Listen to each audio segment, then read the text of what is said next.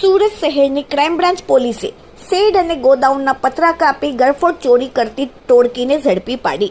Police કમિશનરના આદેશ મુજબ સુરત શહેરના વિસ્તારમાં મિલકત સંબંધી અપડત ગુનાઓ શોધી કાઢવા માટે સૂચના આપેલ હતી, જેથી ક્રાઇમ બ્રાન્ચની ટીમ આવા લોકોને પકડવા માટે કાર્યરત હતી. તારીખ 20/9/2025ના રોજ રાતના સમયે નાનીવેડ અંબાજી મંદિર સામે આવેલા વાડીમાં બનાવેલ પતરાના જુદા જુદા 5 ગોડાઉનના શેડના પતરા કાપી દરેક દુકાનમાંથી કુલ રોકડા રૂપિયા 1,73,000 તથા ડીવીઆર વગેરેની ચોરી થયેલ હતી, જેનો ગુનો સિંગરપર પોલીસ સ્ટેશનમાં દાખલ થયેલ હતો.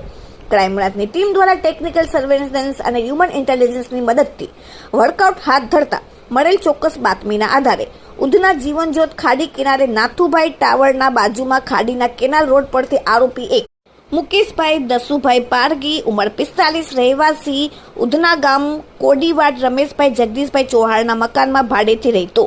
2 અરવિંદભાઈ મંગાભાઈ ભેદી ઉંમર 22 રહેવાસી નથુભાઈ ટાવર પાછળ ખાડીના કેનાલ રોડથી લાલીનગર સોસાયટીના કાલિકા માતાના મંદિરની બાજુમાં ખુલ્લા મેદાનમાં ઝૂંપડામાં છે, તેમને પકડી પાડવામાં આવેલ છે.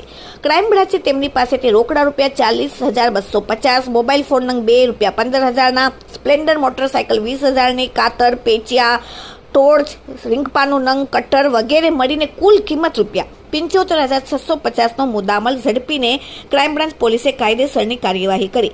પકડાયેલ આરોપીઓ સેન્ટિંગ અને કડિયાકામની મજૂરી કરે છે.